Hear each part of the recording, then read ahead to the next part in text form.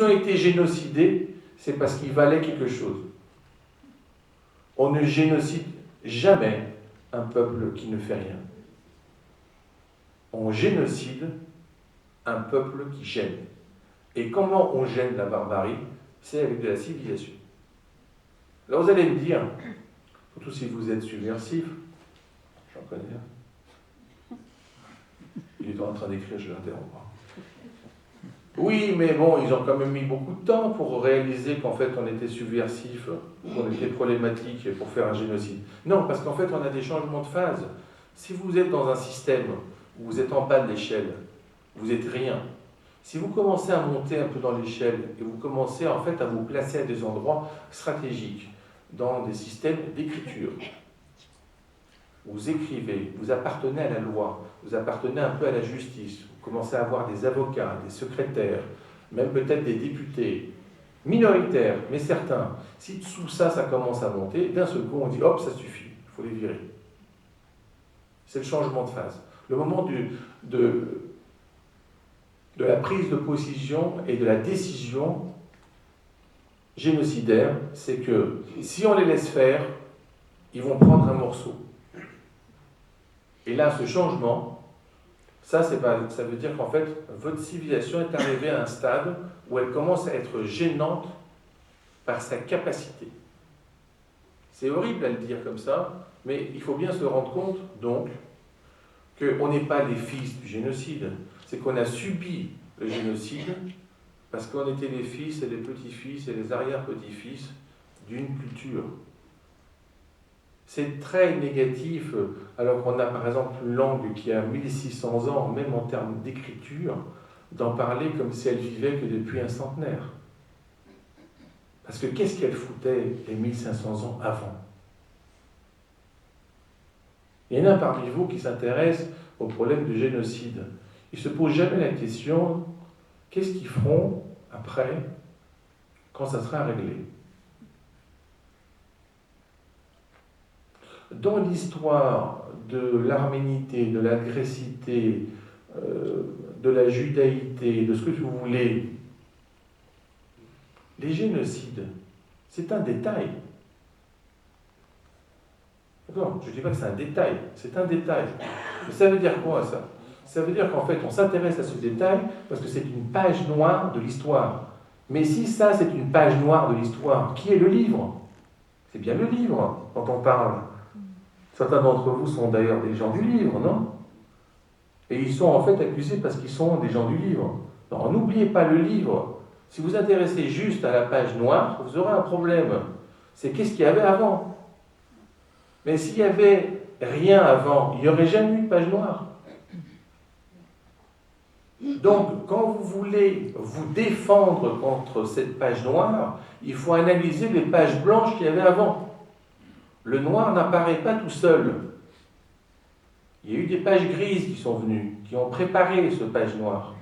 Et donc, ces pages grises, on les traite pas bien. Vous voyez, on fait démarrer le génocide, par exemple, en 1915, pour pouvoir faire le centenaire. Bon, et 1894, alors? Pourquoi on n'a rien dit en 1994? Or, en fait, c'est une plage qui va aller de 1894 jusqu'en 1923. Or, on reste avec cette idée, vous savez, il y a des gens qui ne sont pas très au courant, qui pensent que toutes les victimes du génocide des Arméniens sont mortes le même jour, en avril, le 24. Le 25, il n'y avait rien, le 23, il n'y avait rien, ils sont tous, 1,5 million de personnes ont été exterminées ce jour-là. Voilà. C'est pour ça qu'on fête le centenaire. Et c'est pour ça qu'on le fête moins après le mois d'avril. Voilà. Et pour les jeunes, cette année, vous avez quelque chose à faire. Vous êtes convaincus que c'était important. Alors, un conseil de stratégiste, c'est pas bien, c'est pas sympa, mais ça fait rien. Comme ça, vous en rappellerez, c'est comme un certain film. Il lui donne une torgnole, il dit comme ça, tu t'en souviendras. Moi, ce qui m'intéresse, c'est ce que vous feriez si vous n'aviez pas entendu ça. Ce que je vais dire maintenant. Ma problématique, c'est ce que vous allez faire pour le 101. Parce que pour le 100, c'est très bien, c'est rond, c'est bien. Tout le monde se dit, vous savez, maintenant, dès que c'est rond, on fait des fêtes pour tout. Donc on se dit, bon, on va faire la commémoration. Alors les gens se disent, on va faire le centenaire. Bon, très bien. Mais le centenaire plus 1. Eh bien, moi, c'est dans le centenaire plus 1 que je vais voir les gens qui travaillent vraiment sur le génocide. Les autres, ils travaillent sur le centenaire. Il y a le centenaire du génocide, mais le plus important, ce n'est pas le centenaire, c'est le génocide. Donc en fait, tant qu'on n'a pas abouti à cette stratégie de reconnaissance, parce qu'il y a plusieurs parmi vous qui considèrent que tout l'objectif, c'est que le génocideur accepte qu'il a génocidé. On est d'accord? Ok. Est-ce que vous pouvez partir du principe que ça n'arrivera jamais? Essayez d'imaginer, par exemple. Si ça arrive jamais, et vous le fixez comme objectif, il faut être crétin. Ça veut dire que vous n'avez pas fait d'analyse de scénario. Donc imaginez pendant quelques secondes seulement que ça n'arriverait jamais. Qu'est-ce que vous comptez faire?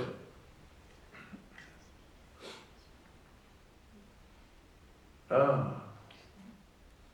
bien, ce que j'essaie de vous dire, c'est que dans le cadre de la stratégie, dans les droits de l'homme, dans les droits de l'humanité, on réfléchit même à ça.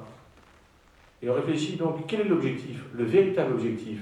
Est-ce que c'est que le génocideur accepte d'avoir génocidé, ou est-ce que c'est que l'humanité le condamne?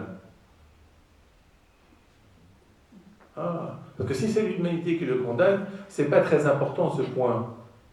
Ce qui est important, c'est que tous les autres considèrent que c'est évident que lui est le génocideur.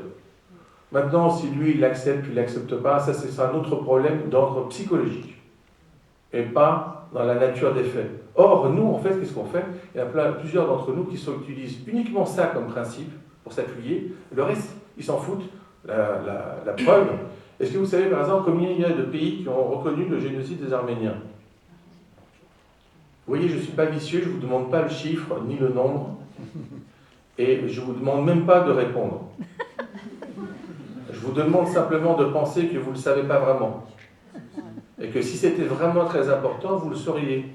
Parce qu'en fait, il y en a certains d'entre vous qui le savent, mais si on faisait un vote, pour ceux qui sont sûrs, ils sont prêts à parier qu'ils gagneraient.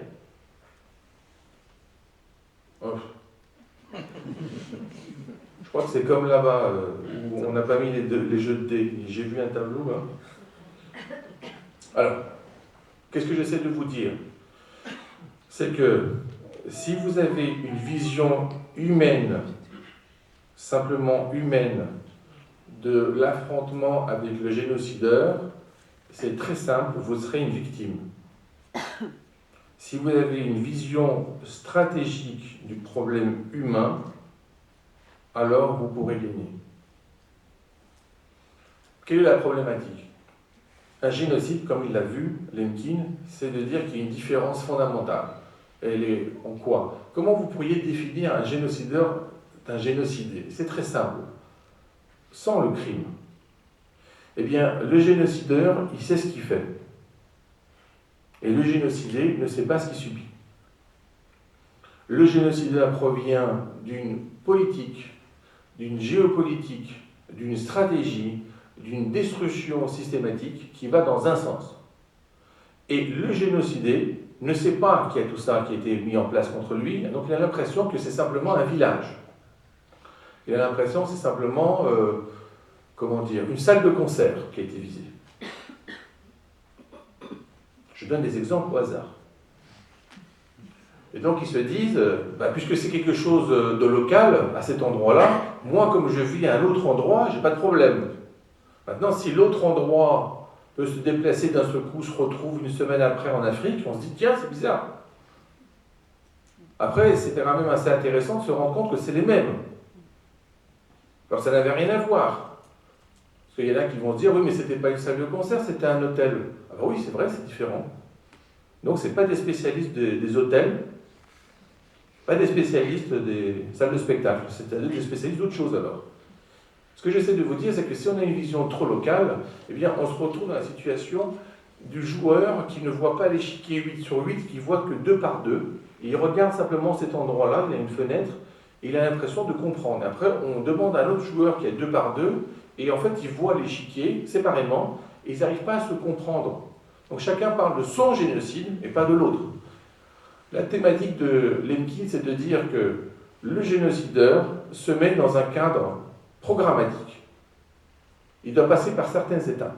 Et c'est assez intéressant, c'est de se rendre compte que les génocideurs apprennent par les génocideurs.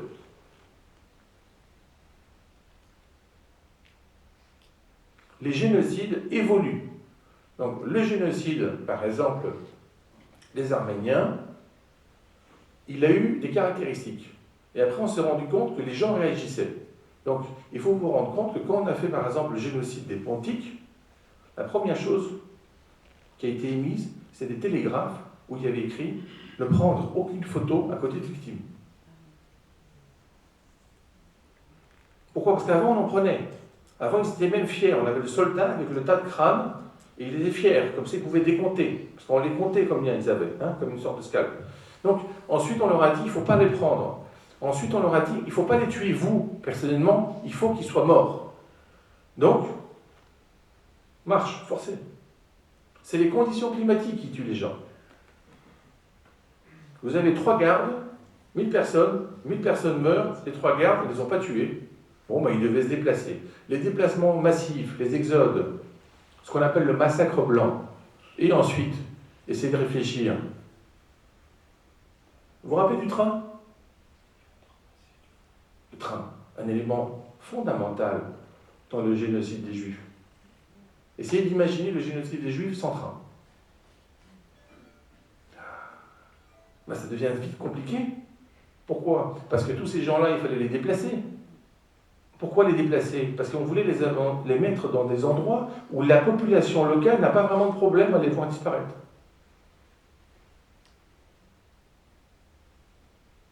Avant, on les tuait sur place. On rasait tout.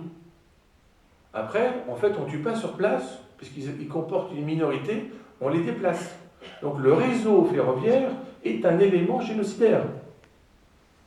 Mais vous allez vous rendre compte simplement que quand on a de la résistance, ce qu'on appelle le sabotage, c'est de faire sauter certaines lignes, tout simplement. Ce n'est pas des gens qui sont contre la SNCF. Non, ça pourrait être interprété comme ça. Tu me dis, hein, pour 45, simplement pour être à l'heure, parce que j'ai parlé de SNCF. Donc, vous voyez, vous arrivez même à rire ici. Voilà. Donc, on a autant de retard que le train. Dans quel pays? D'accord. Eh bien, ce que j'essaie de vous dire, c'est que si vous y réfléchissez pour de vrai, vous allez vous rendre compte, premièrement, qu'on peut en rire. Pourquoi? Parce qu'on peut s'interroger à des problèmes de stratégie. À savoir, je vous ai dit si on enlevait le train. Maintenant, si je vous dis si on enlève les produits chimiques, il y a un autre problème. Il y a un autre problème, parce que je peux vous dire quand même que si vous comptez ce nombre de victimes sans produits chimiques, eh bien vous ne pourriez pas en avoir autant.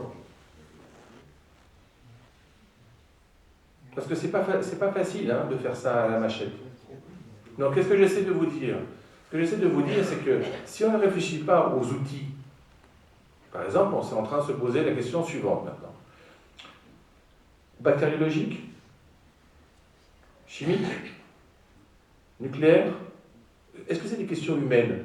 Pas du tout, c'est complètement technique, c'est complètement scientifique. Or, ce sont les vraies questions qu'il faut se poser parce que la répercussion est gravement humaine. Mais il faut se les poser avant. Si les gens avaient compris ce qui se passait pour les déplacements forcés, eh ben, ils se rendraient compte qu'il aurait mieux valu rester sur place. Ce n'est pas la peine de se déplacer pour mourir comme ça de façon systématique. Les gens ne seraient pas jamais rentrés dans les trains. Ils ne seraient pas allés prendre des douches. Pourquoi? Parce qu'en fait, ça suit un schéma stratégique qu'on voit déjà dans Sun Tzu. C'est quand vous avez un ennemi et que vous voulez l'éliminer, il faut lui laisser une échappatoire. Ça paraît complètement inconcevable comme idée. Hein, parce qu'on se dit, bah, si on veut l'éliminer, il faut l'éliminer complètement. Non, non, non, non. Parce que s'il comprend que vous allez l'éliminer complètement, il va résister complètement. Alors que s'il a une échappatoire, bah, il va se dire, bah, on va s'en sortir. C'est le problème de l'espoir. Si par exemple on vous dit, on va vous tuer maintenant, là, sur place, chez vous, ou dehors, est-ce que vous sortez? Par contre, si je laisse la porte ouverte, et je vous dis, voilà, si vous restez là, on va vous tuer. Dehors, on verra. Vous sortez tout de suite. Hein. Donc, s'il n'y a pas d'échappatoire, le peuple se défend jusqu'au bout. Donc, le génocideur met toujours une échappatoire. Ce qui est absolument extraordinaire. Pour que, normalement, il est censé vous effacer. Mais il faut bien vous rendre compte que son problème, ce n'est pas de vous éliminer vous. Et ça a été très bien vu par Lemkin, parce que Lemkin, il a essayé de donner des noms aux victimes. Il va parler de Khatchatourian. Je l'écris, c'est dans ses textes. Parce qu'en fait, la plupart d'entre vous, quand vous dites victime, vous voulez dire anonyme. Vous voyez? Ce qu'il faut imaginer, par exemple, avec le génocide des Juifs, c'est qu'il faut imaginer Einstein mort. Pas juste juif. Il faut imaginer Khatchatourian mort. Pas juste arménien. Et l'impact que ça a sur l'humanité.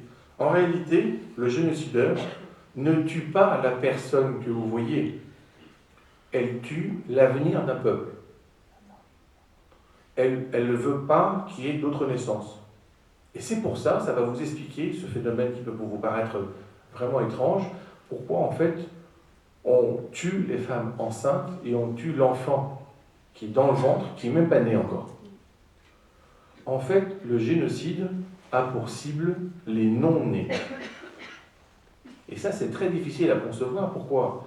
Parce qu'en réalité, les non-nés, à partir d'un génocide, ils sont de plus en plus nombreux au fur et à mesure que le temps passe.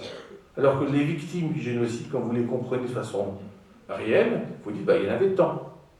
Mais il faut bien vous rendre compte que si vous comptez le nombre de personnes qui ne sont pas nées du fait que ces gens-là ont été génocidés, eh bien ce nombre-là est bien plus important. C'est la même problématique que vous avez en fait avec un livre. Vous avez l'impression que quelqu'un qui écrit un livre, c'est pour avoir des lecteurs. Les lecteurs de ce livre, la plupart sont morts.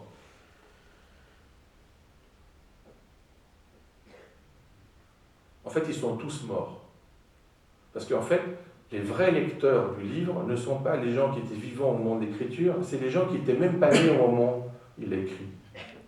Oui, quand vous lisez un livre qui a 200 ans, si vous comptez maintenant quel est le pourcentage de vivants et de morts, vous allez vous rendre compte que les non-nés sont bien plus importants que les vivants. C'est ça l'objectif du génocide. C'est que le peuple n'existe plus après. Pas qu'il soit éliminé ou partiellement éliminé, ça c'est pas très important. S'ils avaient un autre moyen pour qu'il n'existe pas de futur du peuple, ils le feraient, et ça serait l'accomplissement du génocide. C'est pour ça d'ailleurs que le génocide, dans sa 8e phase, prévoit son effacement, son propre effacement. C'est-à-dire le génocide, ce qu'on appelle des fois, comme on dit bêtement, un crime parfait, le génocide, dans sa programmation, il a cette perfection qui est prévue, à savoir de disparaître. C'est ça, c'est vraiment fondamental. Pourquoi? Parce qu'on a l'impression que le but extrême du génocide, c'est de faire disparaître une population. Non, le but ultime du génocide, c'est de disparaître lui-même. Ça veut dire quoi ça? Ça veut dire qu'il a créé un oubli dans l'humanité. Les gens ne savent même plus qu'il y a eu un génocide. Et ça, c'est bien plus grave que le génocide lui-même. Parce que le génocide, il peut être accusé par l'humanité, mais si l'humanité oublie le génocide, et c'était ça la volonté de Lemkin, trouver un appareil juridique qui permette de ne pas oublier. Comme ça, on peut condamner les personnes, même 200 ans après. Parce que le temps est avec nous. C'est ça que voulait Lemkin, et c'est ça que nous devons faire pour poursuivre son œuvre et lutter contre les génocidaires. Merci.